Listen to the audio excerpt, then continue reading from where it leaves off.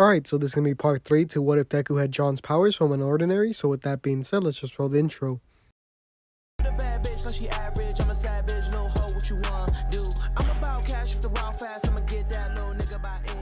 Alright, so before we start with the what if, I'd like to say that pretty soon I'm going to make episode 4 to UA Year 1, as well as my review on Unordinary.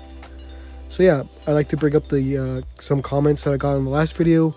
That being that John copied Arlo's power for a week, and that being barrier. And I think they're talking about the scene where, I guess this would be spoilers, but if you're already at this part in the story, like in these like videos, then I'm pretty sure you don't care about spoilers. So the part where Sarah gets her powers, she was unconscious and those people tried to break into John's house. I'm pretty sure they're talking about when he used barrier there. I'm not sure where else they could have been thinking about or talking about, but he used barrier in that part after Arlo was shown to have used it. So that's the reason why he had it, because Arlo did it first and then he copied that. That's the reason why John has it in that scene. So I'm pretty sure it's not a week, right? Unless you guys are talking about a different scene, but that's the only one I could really think of off the top of my head, right? Also, I am still sick, so I might sound differently. So yeah, in the last part, you guys, I gave you a goal, and that was for 70 likes. So let's say, can we reach, I don't know, 100 on this, and I'll make part 4 tomorrow. We probably won't get that high, but if we do, then I'll make part 4. Alright, so in the last part we just got done with the heroes versus villains, and this one we're going over the USJ. So our story starts off at the classroom right after they pick the representatives, right? So this is when Aizawa would announce the class representatives, that being Deku as well as Momo, since Momo did get second place in the actual main series. So yeah, so Deku would be kind of mad at this being chosen as the class representative, because he thinks that because he has a very powerful quirk, he was chosen, because it is only the first few days of UA and no one really knows his personality except for a few people. So he would stand in front of the class and basically do that little speech that Deku would normally do, but instead of talking about how he isn't fit for the position, he would kind of express his thoughts to the class on why he was picked. So Deku would be like, so all of you just picked me because I have a really powerful quirk, right? You guys don't even know me, alright? And yet you still pick me to become the class representative? That doesn't make sense, right? All your lives, or throughout your lives, you've probably been told that your quirk was, really good or really powerful, right? Well, it's not, alright? You're just as normal as everyone else here, so don't think you're better than anyone, because I'm the one that's at the top right now. I have the most powerful quirk, alright? And you guys don't even know me, but yet still chose me to be the class representative, solely based off my quirk. And that's not right. You shouldn't have done that, because you don't know how I operate at all, right? But some of you guys do, right? And I know for a fact you didn't vote for me, because if I was in your position, I wouldn't vote for me either. So this is when the class starts kind of questioning, like, what's he talking about? This guy's crazy. And then this is when Aizawa would like, alright, Deku, that's enough. And Momo would just be looking at him like, what's he going on about? And this is when Deku would just sit down and Momo would follow, since she would also have to sit down.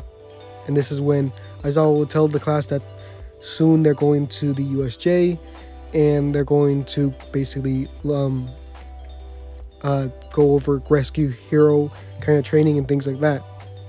So we would skip around a few hours until it was lunchtime and people would get ready to go to lunch.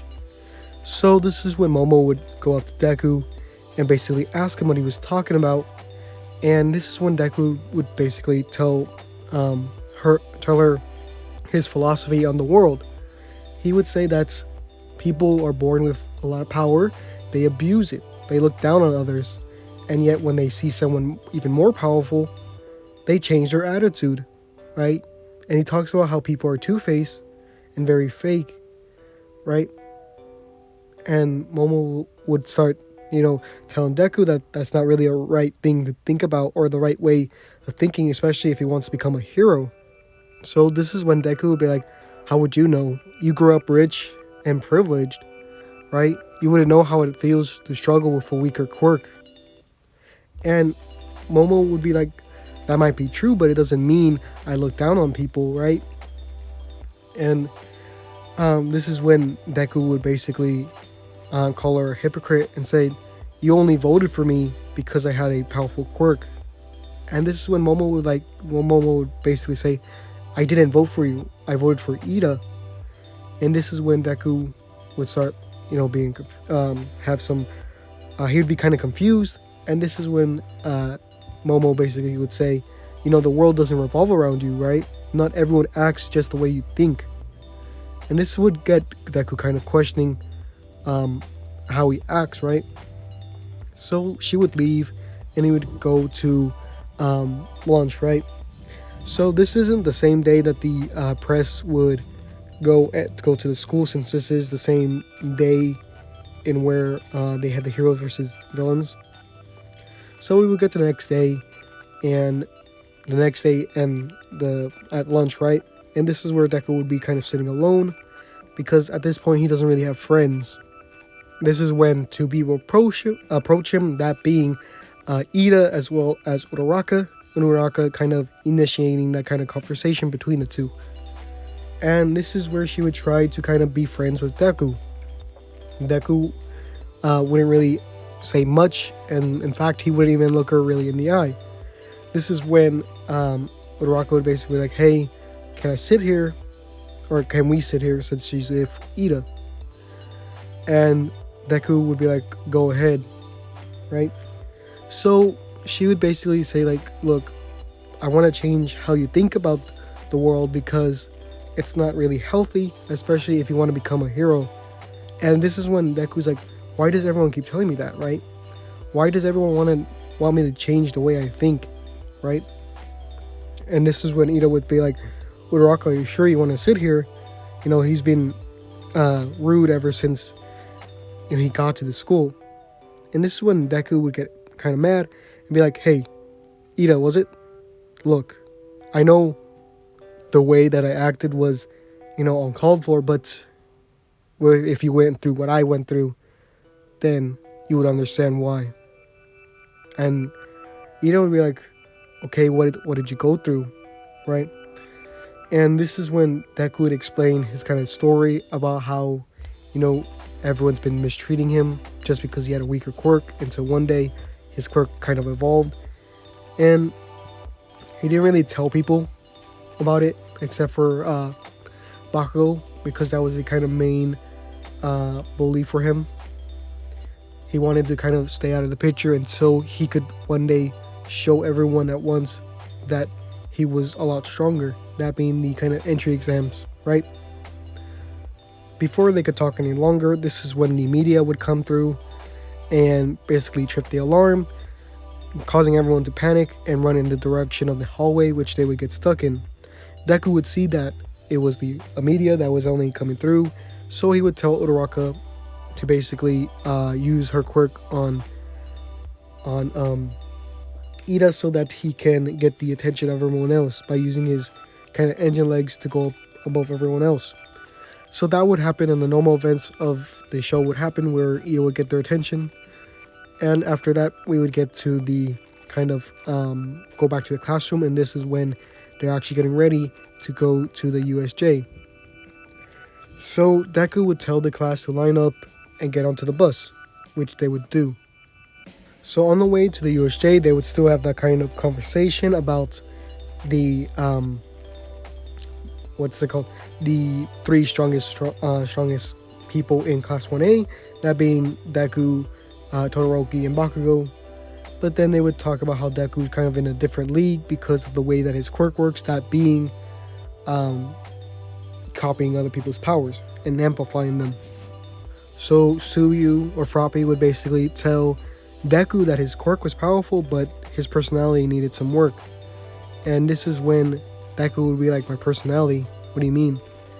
And this is when she would basically explain that he is very rude and self-centered and somewhat narcissistic, right?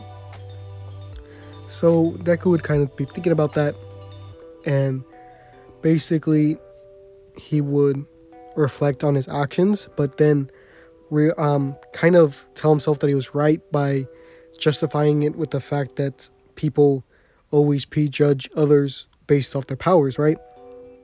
So what Deku says to Froppy instead, because he saw her as kind of honest, because I don't know, he felt that she was kind of genuine in the way that she spoke. So instead of basically looking down upon her, or even like kind of berating her like the others, he would just say, I'll keep that in mind, right?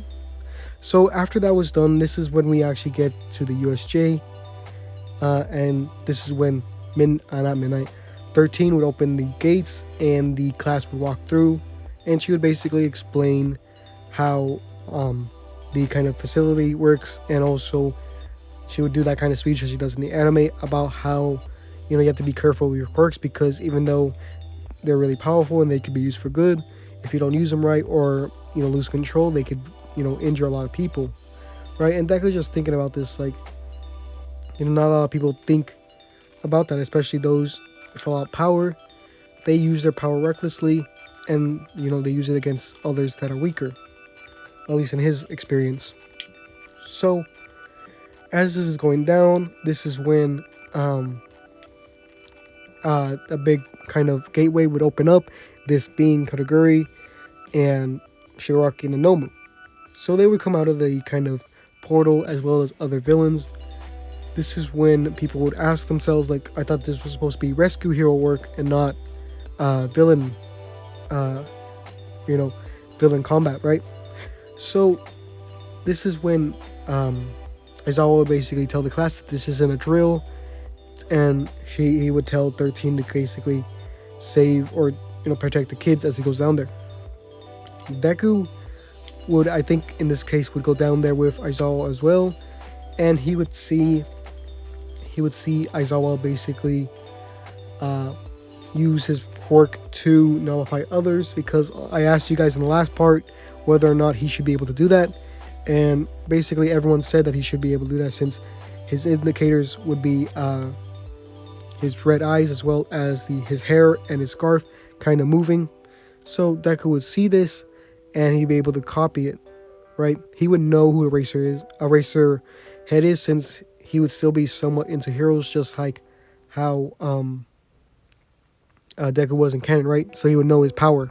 So Aizawa would tell Deku to go back with the class and basically let him handle it, and Deku would basically know, I could do this, I have enough power to overwhelm all these villains here, because he'd be able to duplicate or not duplicate, he'd be able to copy most of the powers there, right?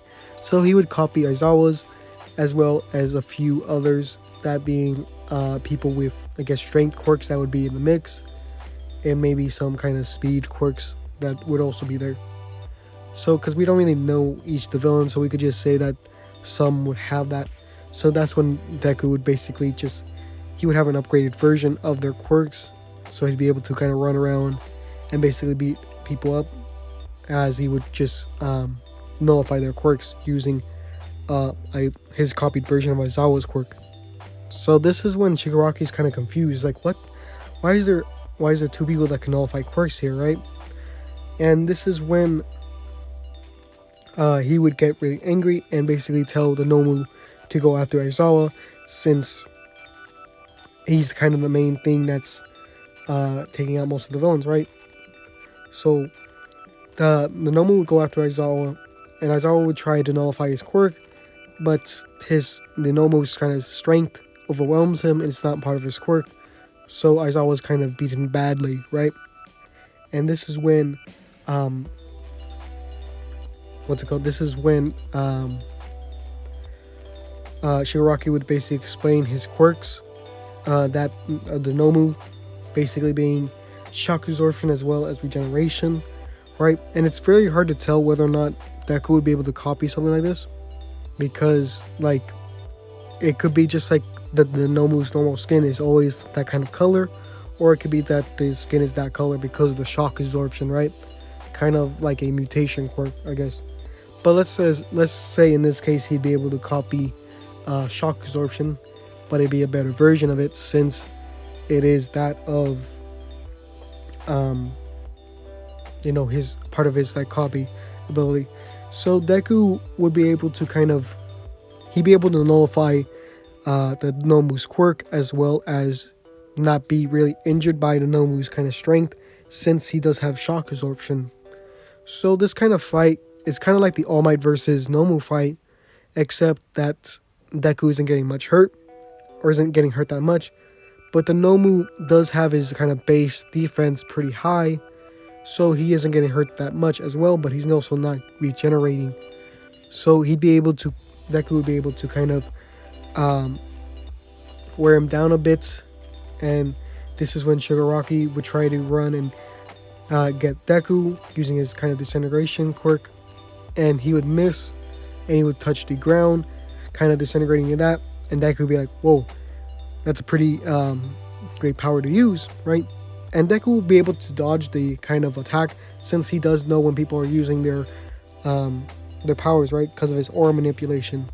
So Deku would copy his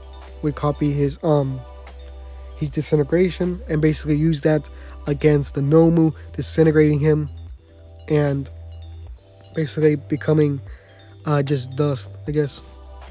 But because he copied disintegration, he would have to lose one of the powers that he already has in his kind of arsenal right now, and that I guess would be super strength. And he got that super strength from a random villain, so he would lose that for disintegration, and yeah, he would turn the Nomu to ash. So after that was done, he would go and check at Aizawa, and Shigaraki would be like, what? How did that just happen? How did he copy my quirk? Right? He didn't even touch me. And he gets like really angry and starts violently scratching his neck. And this is when Kurogiri basically sees no other option but to leave the premises, and he escapes with Shigaraki. This is when the other heroes would come and basically save the rest of the class, right? Aizawa would be taken to medical care, but he wouldn't be as hurt as he was in canon, since the Nomu didn't have that much time basically beating him. So yeah, All Might doesn't have to fight the Nomu, so his time limit's still intact from the beginning of the anime. So yeah, this is gonna be the... Oh yeah, I also got a lot of comments basically saying that he should be able to copy One for All. So yeah, or at its peak. So this is where I'm gonna end the episode or the part, and in the next video we'll go over the kind of sports festival and things like that. So if we get 100 likes, like I said, in the day, then I'll make part 4. So with that being said, this is gonna be in the video. So yeah.